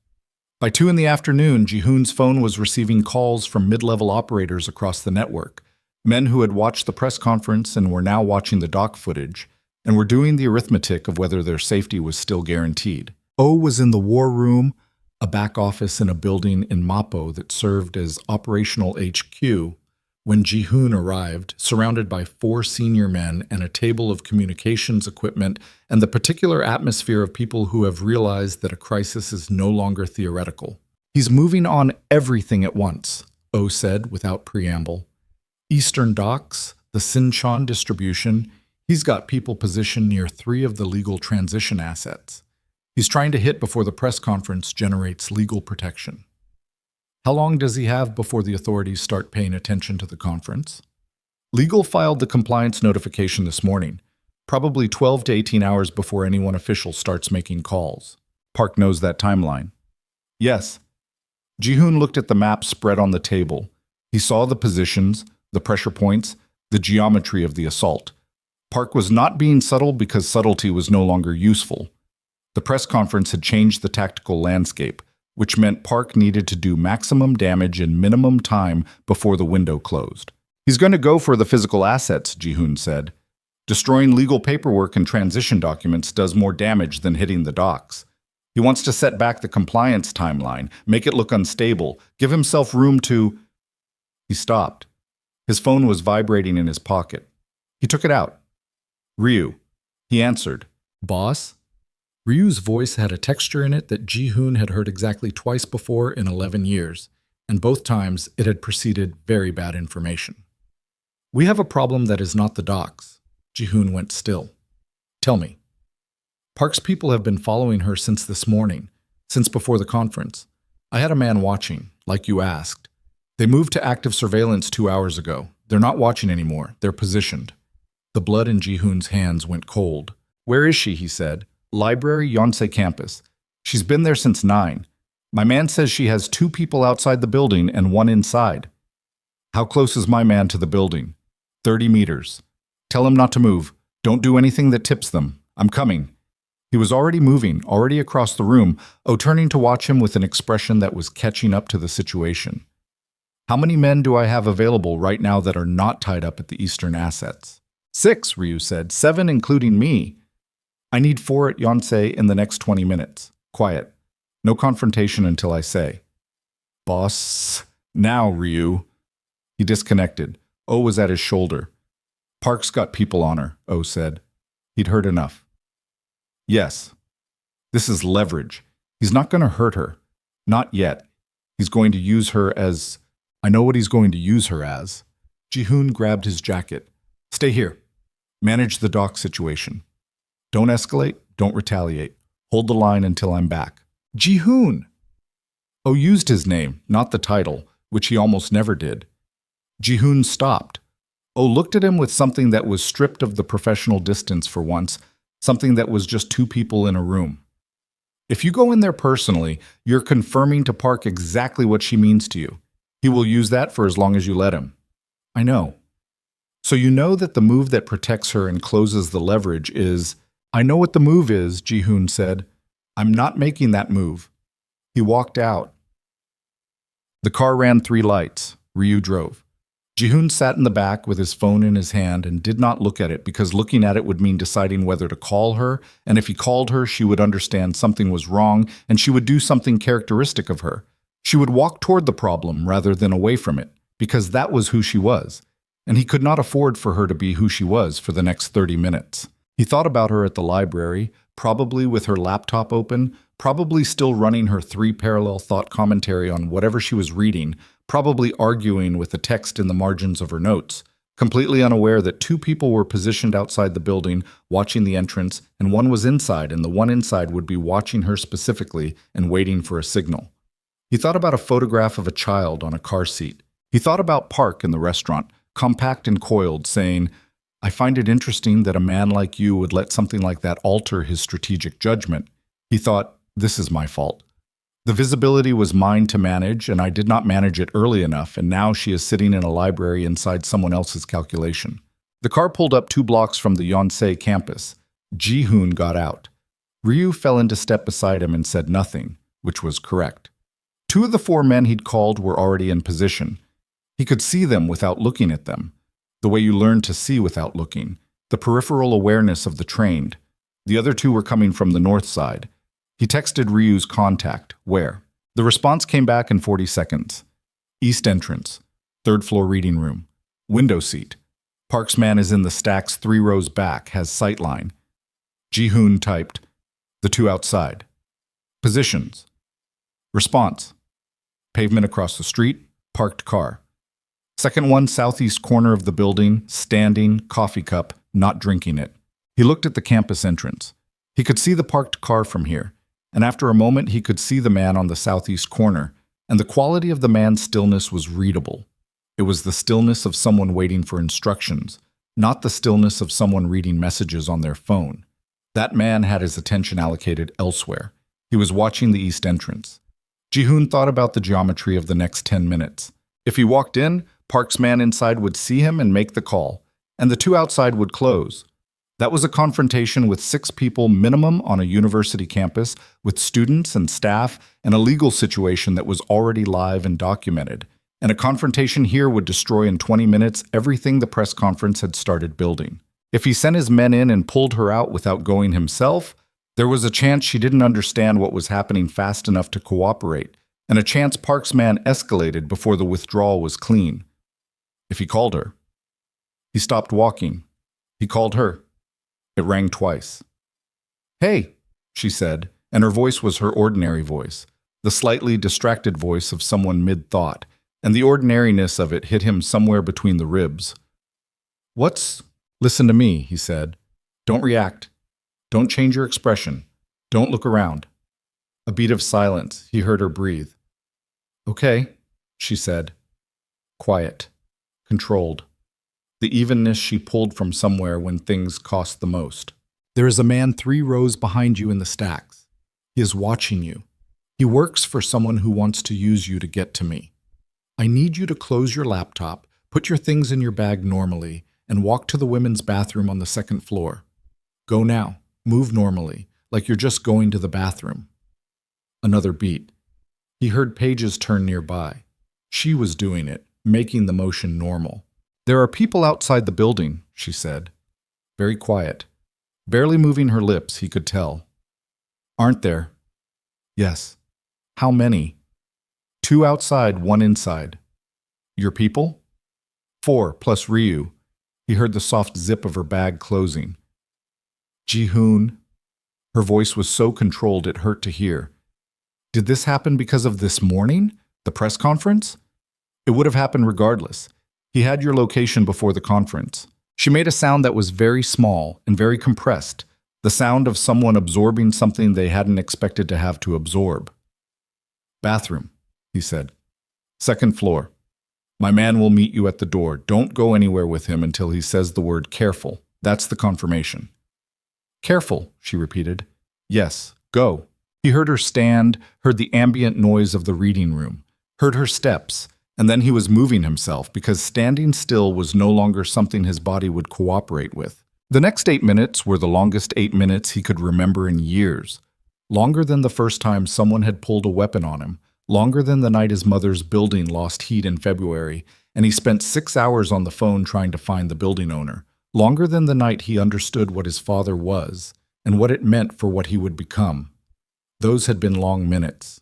These were different because the variable he couldn't control was not his own safety, and he had forgotten, until now, how much harder that was. His earpiece crackled. Ryu, she's in the bathroom. Kim is with her. He exhaled. Park's man in the stacks is still there, Ryu continued. He doesn't know yet. He thinks she's in the bathroom normally. We have maybe 4 minutes before he moves to check. The two outside. Waiting, no movement. I want her out the north exit. Service corridor, maintenance door. Tell Kim. Done. A pause. Boss, Park's man is going to know when he checks the stacks. He's going to call it in. When he does, the two outside, they'll come to you, Ji-hoon said. That's fine. I want them coming to you. He looked at the southeast corner where the man with the coffee cup was standing, still watching the east entrance. And he thought about what came next, and he thought about Oh Se-jun saying, if you go in there personally, you're confirming to Park exactly what she means to you. He already knew that Park knew what she meant to him. There was no confirmation left to protect. He said into the earpiece, get her to the car, the gray car, north side. I'll be there in 6 minutes. If I'm not there in 6 minutes, Ryu, you take her somewhere safe and you don't stop for anything. Where are you going? Ji-hoon looked at the southeast corner. I'm going to have a conversation, he said. He walked toward the corner. The man with the coffee cup saw him coming from about 15 meters, and for a fraction of a second his body did the thing bodies do when training an instinct clash. The coffee cup held still, the shoulders shifted, the weight moved fractionally toward the back foot. He was recalculating whether to make the call, whether this was the move, whether Ji-hoon walking toward him in broad daylight on a university campus was part of a plan or a mistake. Ji-hoon stopped 2 meters away. Call Park, he said. His voice was quiet and completely level. Tell him the girl is out. Tell him the next time he points something at her is the last time he points something at anything. He looked at the man, who had the young flat face of someone doing a job and beginning to understand the job had more dimensions than the briefing covered. Tell him I said that myself, personally. The man said nothing. Ji-hoon turned and walked north. Behind him, he heard the coffee cup hit the pavement. Chate. She was in the gray car when he got there, 3 minutes and 40 seconds after he'd said 6. And she was sitting in the back seat with her laptop bag on her lap and her hands flat on top of the bag. And she was not crying and she was not shaking. But when he opened the door and got in and Ryu pulled away from the curb immediately, she turned and looked at him and he could see in her face what the control had cost. Are you hurt? He said. No. Then, you knew they were there before you called me. Yes. How long? 20 minutes, approximately. She looked at him for a moment with something that was not anger, but was not its absence either. 20 minutes, she said. I needed to know the positions before I moved. She looked out the window. She was doing the breathing thing, the controlled slow exhale through the nose, the thing she did when she was making herself stay even. He watched her do it and said nothing because there was nothing to say that would not make it worse. Where are we going? She said finally. Somewhere safe. I'll explain everything when we're there. I want to know about Park. I want to know what he's actually planning and what you're actually going to do about it. I know. I'm not going to be managed, she said. Not by him. Not by you. Not by... She stopped. The exhale again. I'm not going to sit somewhere safe while you handle things. Amara, no. She turned to look at him. Her eyes were level, and the thing behind them was the specific combination he'd come to know in her. The fear and the anger and the absolute refusal to let either of them make her small. I'm in this. Whether either of us chose that or not, I'm in this. So tell me what is actually happening. He looked at her in the moving car, the city passing outside the windows, and he thought about the press conference that morning, and the photograph on the car seat, and the coffee cup hitting the pavement, and the 11 minutes he'd spoken on camera in the flat, deliberate voice of a man making a legal record. He thought about everything that was still in motion: Park's assault on the Eastern assets, the compliance timeline, the 6 or 7 hours before the legal machinery started generating friction that even Park couldn't ignore, and what Park would do in those 6 or 7 hours if he understood that the leverage of Amara had been neutralized. He thought about the thing he hadn't said yet, the piece that O had been circling around, the move that closed the last vulnerability in the picture, the one that required something from her that he had no right to ask. I need to tell you something, he said. She waited. Park is going to keep coming, not because of the organization. The organization is manageable. The press conference started a process that makes direct conflict increasingly costly for him every hour. But you, he paused, you are a pressure point that exists outside the legal architecture. As long as he thinks he can reach you, he has an argument that the law can't make for me. So what are you saying? He looked at her. I'm saying that the safest version of the next few months for you involves distance. From Seoul. From me. He kept his voice even. I'm not asking you to go. I'm telling you what the picture looks like. You have options. The Georgetown program, your family in Atlanta, the legal internship you told me about in London. Stop, she said. He stopped. Are you telling me to leave, she said, because it's strategically correct? Or because you can't stand the idea of something happening to me and you think distance is the only way you can guarantee it? The car was quiet except for the engine and the city. He looked at her and thought, she followed the sentence exactly where he tried to leave it unfinished, and she did not let him leave it there, and she had been doing that since the first night in the cafe, and she was doing it now in the back of a car running from someone else's war. He said, both. She held his gaze for a long moment. Outside, Seoul moved past the windows. Somewhere across the city park was receiving a message from a man whose coffee cup was on a university pavement, and Oh Se-jun was managing a crisis at the eastern docks. An illegal filing was working its way through the compliance machinery, and the press conference was being replayed on news feeds and debated in rooms Ji-hoon would never see. Inside the car, Amara Johnson looked at Kang Ji-hoon and said nothing for a full 30 seconds that had the weight of everything. They hadn't said yet, and everything that was still coming that had no clean name yet. She said, I'm not leaving because of Park. He looked at her. I want to be clear about that, she said. I'm not going to be moved around by someone else's threat. If I go anywhere, it's because I decided to go, not because a man I've never met decided I was useful as a pressure point. She held his gaze steadily. So take that off the table as a reason. Okay, he said. Okay, she repeated. Then she looked out the window and was quiet for a moment. But I did get a letter last week. He waited. The London internship, the one I told you about. She turned the strap of her laptop bag slowly in her hands. They want an answer by the end of the month. I've been sitting on it because... She stopped. Started again. I've been sitting on it. He looked at the side of her face.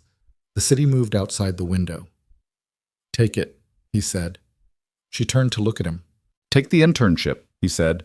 Not because of Park, not because of the distance, because you told me in the first hour that you wanted to spend your life closing gaps in statutes, and an internship like that is how you start closing them. Take it. She studied him for a long moment. You're not going to ask me to stay. No? Even though, especially because, he said, if I asked you to stay, I'd be doing what Park did, using what matters to you as a lever. He looked at the window. I don't want to be that. The car moved through the early evening traffic. Ryu drove without speaking. The city outside was doing its ordinary thing. Storefronts lit up, people on the pavement, the first neon beginning to compete with the last daylight. And it looked exactly as it always looked, indifferent and continuous, the way cities look when your particular crisis is not registered in their accounting. Amara was quiet for a long time. Then she said, You have to deal with Park first, before any of this means anything. I know. And I'm not going anywhere tonight. I know that too. Park made his final move at 11 that night. Not through Cheon, not through messengers. Park called Ji-hoon directly, on a number that required considerable access to have, which was itself a statement. I can reach you anywhere, which was partly true and partly performance, and Ji-hoon had enough experience with performance to hear the seam in it. He answered. I watched your press conference, Park said. His voice was level in the way of a man managing something. Impressive theater. It wasn't theater, Ji-hoon said. No, I suppose it wasn't. That's what concerns me. A pause. You've made things complicated, Ji-hoon. I want you to understand that I don't hold that against you personally. Complexity is just a different problem to solve. You moved against my people today. I moved against your assets. There's a distinction. I'm a businessman. You put people in a university library. A beat of silence. When Park spoke again, the tone had shifted slightly, something underneath the surface. The girl was a contingency. I didn't expect her to be extracted so cleanly. Take note of that, Ji-hoon said. Whatever you thought the leverage was, it's gone. She's out of your reach, tonight and going forward. For now, permanently. Ji-hoon kept his voice flat. I'm going to tell you something, and I want you to hear it as information, not a threat. The compliance filing went through this morning. By tomorrow afternoon, there will be 3 separate regulatory bodies with copies of the transition documentation. If anything happens to me, to my people, or to anyone connected to me personally, the documentation I have on your operation goes to each of those bodies simultaneously. I built that mechanism before the press conference. It runs automatically. Silence. You've been planning this longer than I thought, Park said. I've been planning parts of it. Other parts I decided this morning. The dead man's switch. Call it what you want. Another silence, longer. Ji-hoon listened to the quality of it. The particular texture of a man recalculating, running new numbers against old positions, finding that the board had changed shape while he was looking at a different part of it. What do you want from me? Park said, finally. I want you to leave the Eastern assets alone for 60 days. The transition is in process. In 60 days, the legal structure is complete, and the operational transfer is done, and there's nothing left for either of us to fight over. And if I don't? Then the filing goes early, and you spend the next 4 years explaining your financials to people who are very good at finding things. Park was quiet for a full 30 seconds. Ji-hoon waited. He was sitting in the apartment in Itaewon, at the desk by the window. Amara was in the next room. He had brought her here because it was the most secured location he had, and because sending her somewhere else had not been something either of them discussed as a real option. He could hear faintly the sound of her moving, her footsteps crossing the floor, the small, ordinary sounds of another person existing in space. He thought, I have been alone in this apartment for 3 years, and I can hear her walking across the floor, and it sounds like something I didn't know I was missing. 60 days, Park said. 60 days. And the documentation stays where it is as long as you stay where you are. Another pause. Then, in a voice that had the quality of a man closing something, setting it down, deciding to let it be over. You're going to be a different kind of problem when you're legitimate, Kang Ji-hoon. Probably, Ji-hoon said. I'm told I'm good at it. He heard Park exhale. Then the line went quiet. Ji-hoon set the phone on the desk and looked at it for a moment. He thought about whether to trust the call, ran the arithmetic of it, Park's position, the exposure he now carried, the cost-benefit of 60 days of quiet against the alternative, and arrived at, probably, yes. Not certainly. Probably. Which was the best available outcome for tonight. He went to find Amara. She was standing at the window in the main room, her coat finally off, her arms crossed, looking at the city. She turned when he came in. Well, she said. 60 days, he said. It's not a guarantee, but it's enough. She looked at him for a moment. Did you believe him? Enough to proceed on it. He's not sentimental about losing battles. He'll move on. She nodded slowly, working through it. Then, your men, the ones at the docks. Ryu is managing, no casualties. Oh held the line. He looked at her. It's not over. The next few months are going to involve a lot of legal process and a lot of things I can't fully predict. But the acute part, tonight's version of it, is done. She exhaled, and it was a long one. the kind that had been held for hours. "Come sit down," he said. She came and sat on the low couch across from the window, and he sat on the other end of it, and they were quiet for a moment in a way that was not uncomfortable. The particular quiet of two people who have been through something together and have not yet found the right words for what it was. "I'm going to take the internship," she said. "I know. I was always going to take it, probably." She turned her cup of cold tea in her hands. She'd made tea while he was on the call, another small ordinary sound he'd registered from the other room. "I just needed to not be running from something when I made the decision. I needed it to be mine." "It's yours," he said. She looked at him. "How are you actually doing with that?" The honest answer? Always. He thought about it seriously, the way she'd taught him to think about questions that deserved the full space. I don't want you to go," he said. "That's real. I won't perform indifference about it." He paused. "But I'm also not going to ask you to make yourself smaller to stay in my radius." "That's also real." He looked at his hands. "Both of those things are true at the same time, and I've had to get used to that." She was quiet for a moment. "When I leave," she said carefully, "what happens to this? To us?" He looked at her. "I don't know," he said. "I know what I'd like. I'd like to find out if it survives the distance. I'd like to call you and hear about the internship and argue about things we're reading and know that it's still real even when there are thousands of miles between it." He paused. "But I'm not going to make that a condition. You get to decide what it is when you're over there, without the pressure of what I'd prefer." She turned the teacup again, once, twice. "You're very different from how you were in September," she said quietly. "I know. You were already—" She paused, choosing the words. "You were already someone, in September. I don't want to make it sound like I built you. That's not what happened. I know that too. I just mean—" She stopped, started again. "I think you were already trying to get somewhere. I just happened to be in the room when you figured out what it looked like." He looked at her. He thought about Oh Sejun's voice saying the same thing in a different key. "I think you've been trying to get here for a long time." And he thought about the 12-year-old with the scholarship at the school where everyone else's shoes were better, the one who had wanted to build things for everyone. And he thought about the education that had replaced that. And he thought about how long he'd been carrying both of them. "My mother called this afternoon," he said, "after the press conference." Amara looked at him, surprised. This was not a thread he'd pulled before. "She watched it live," he said. "She didn't know the full scope. She knew some of it. The way family knows things they don't ask about directly." He paused. "She was quiet for a long time after I picked up. Then she said, 'I didn't think I'd live to see this.' And she wasn't crying. She was just saying a fact." Amara looked at him with the expression she had when something landed somewhere true, not performing empathy, just receiving it. "I didn't know what to say to her," he said. "So I said, 'I know.' And she said, 'Come see me soon.' And I said, 'I will.'" He stopped. "I'm going to Jeju next week, first time in 8 months." "Good," Amara said. Just that. The same way she'd said it in September when he told her he'd bought his mother a house. No inflation, no sentiment added on top. Just good. As a fact.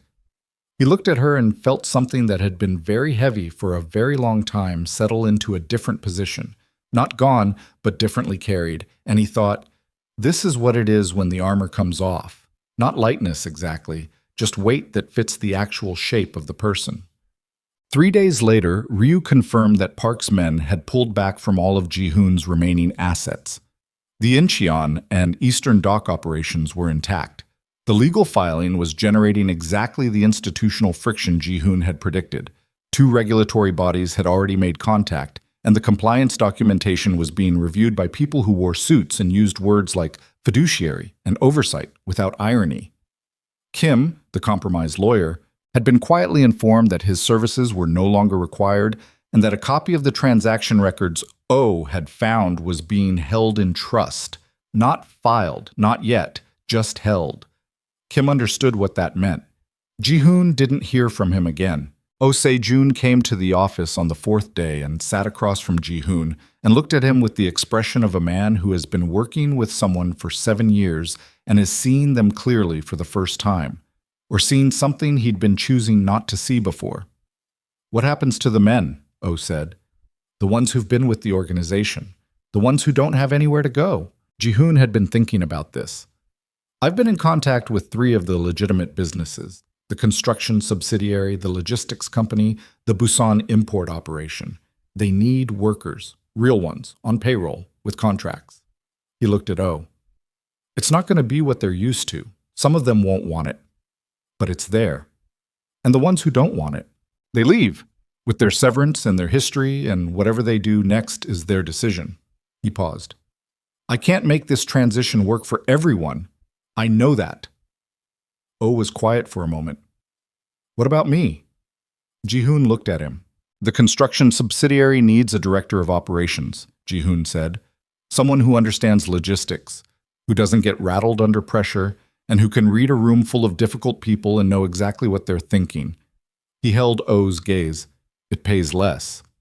Considerably less, I assume. Yes. O looked at the desk. He turned a pen over in his fingers twice, set it down. When do I start? He said. Ji-hoon nodded. Monday. O left. And Ji-hoon sat in the office that was no longer the same office it had been 3 weeks ago. The same furniture and the same view and the same city below the window, but the air of it fundamentally altered.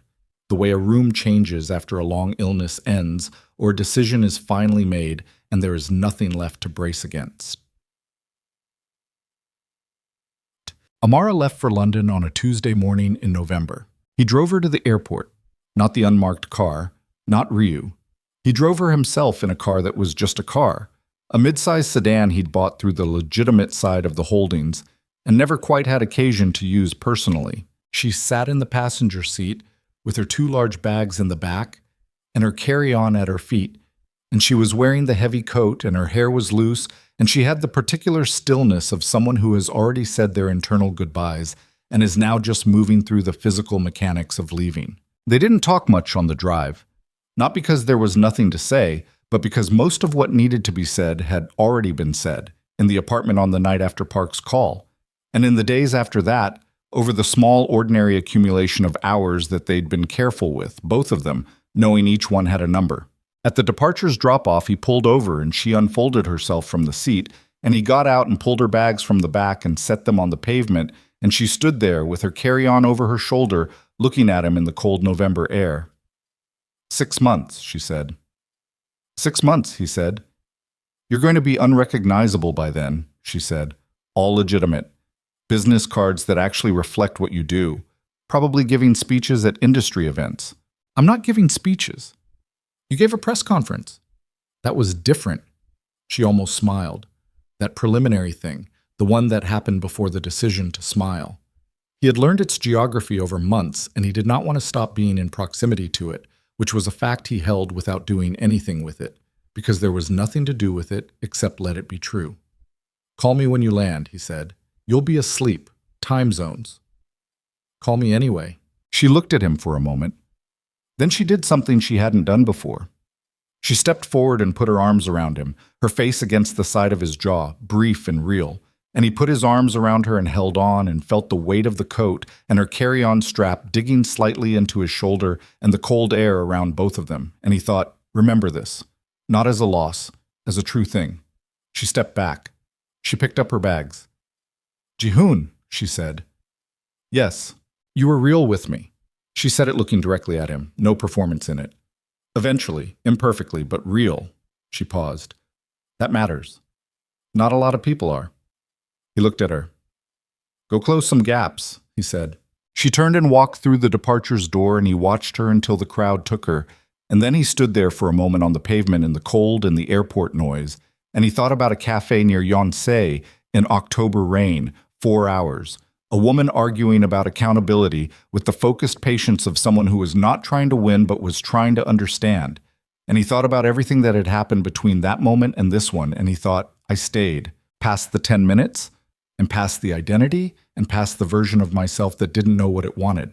I stayed. He got back in the car. The 60 days passed. They were not easy days. The regulatory process was slow and demanded things: documents, appearances, explanations delivered in conference rooms to people who looked at him with careful professional neutrality and asked questions in the particular language of institutional accountability. He answered every question. He brought his lawyers, and he answered every question, and some of the answers were uncomfortable, and he gave them anyway, in the same flat, deliberate voice he'd used at the press conference. And each time he gave them, it felt like handing something over that he'd been carrying so long he'd forgotten it had weight. Park did not move. Park had his own problems. 3 of the regulatory bodies Ji-hoon's filing had apparently found Park's name in the documentation, and Park was now occupied with a different set of conferences in different conference rooms. Ji-hoon heard about this through channels and felt no particular satisfaction, which surprised him slightly. He'd thought he would feel satisfaction. What he felt was something more like relief, and the difference between the two said something about where he was now that he didn't need to articulate to anyone. Choi came to see him in the 6th week. They sat in a restaurant in Sinchon, a good one, the kind of place with actual tablecloths, and Choi ordered for both of them with the authority of a man who had been doing this since they were 12 and had opinions about food that Ji-hoon had always been willing to defer to. "You look different," Choi said. "You look the same," Ji-hoon said. "I mean it. Something in the—" Choi gestured vaguely at Ji-hoon's general vicinity. "I don't know. You're not always somewhere else." Ji-hoon picked up his tea. "I've been working on that." "I know. I watched the press conference 6 times. Choi said it without embarrassment, the way he said most things, with the particular directness of a man who had decided a long time ago that pretending not to feel things was more work than it was worth. "My wife cried. She didn't know you well enough to know why she was crying. She just cried." Ji-hoon looked at the table. "How is she?" Choi asked. "The Georgetown student?" "In London. She's been there 3 weeks." "And?" "We talk." Ji-hoon turned his cup. "She sent me a photograph of a building last week, Victorian. Said the proportions were wrong, but the bones were good." He paused. "She said it reminded her of something I'd told her." Choi looked at him with the look he'd had at 12, the one that meant he understood more than he was saying and had decided not to say it. "She's going to come back," Choi said. "She might. I know people, Ji-hoon. I've known you for 30 years and I know people. She's coming back." Ji-hoon said nothing. "But that's not even the point," Choi said. "Is it?" Ji-hoon looked at his old friend, at the face that had been the same face for 30 years, at the man who had called in a favor because he hadn't wanted a foreign student to sit alone in a cafe waiting for someone who wasn't coming, and he thought about the particular randomness of the things that changed you, the specific smallness of the moments that contained the largest alterations. "No," Ji-hoon said, "that's not the point."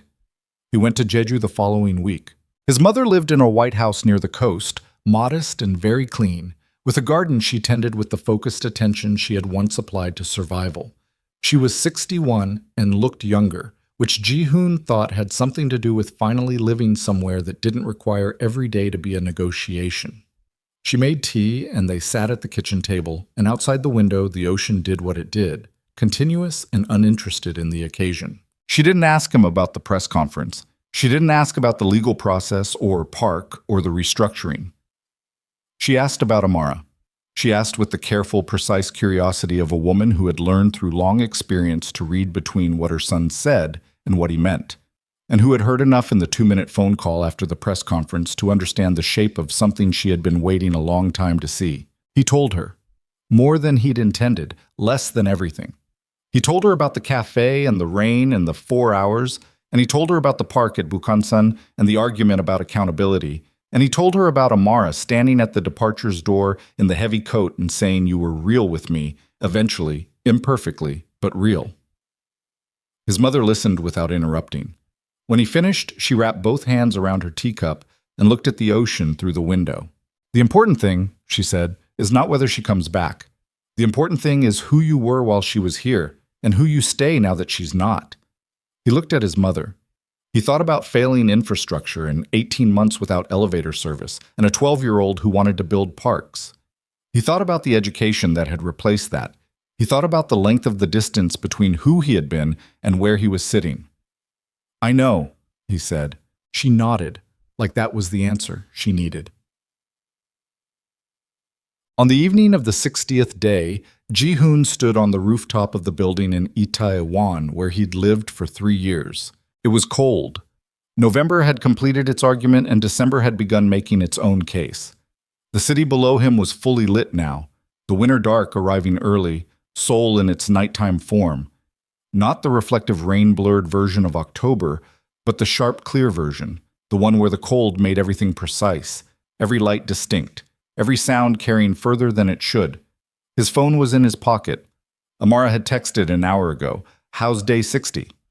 He'd replied, "Quiet." She'd sent back, "Good quiet or just quiet?" He'd written, "Both." Then after a moment, "Mostly good." She'd sent, "I found a building today, Georgian, 1790s. Someone converted the interior in the 1960s and got it completely wrong, but the exterior is perfect. I stood outside it for 20 minutes. He'd written, "Did you take a photograph?" She'd sent the photograph. He'd looked at it for a long time, a Georgian townhouse in a London street. The proportions exactly what she'd said.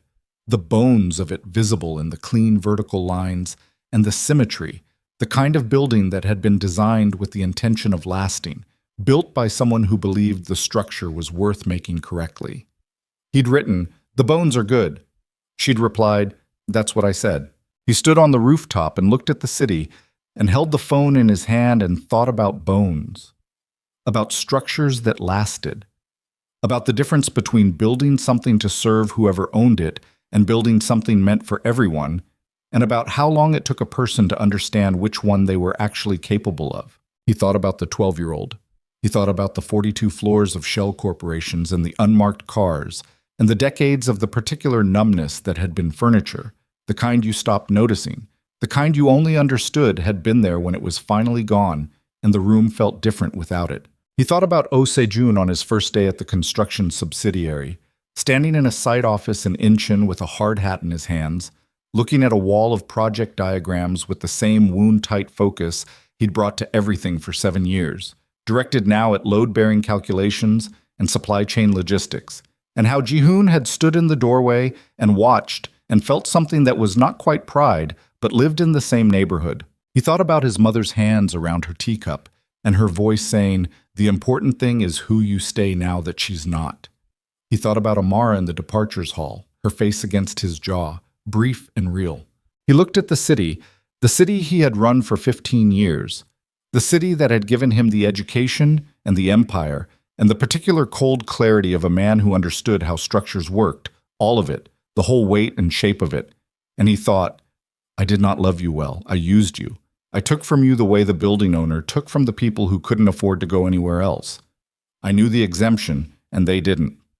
He thought, "I know how to do something different, not redemption." He didn't use that word, had no patience for the architecture of it, the way it required a clean arc and a moment of arrival, and the suggestion that accounts could be settled and balances returned to zero. That was not the world he'd grown up in, or the one he lived in now.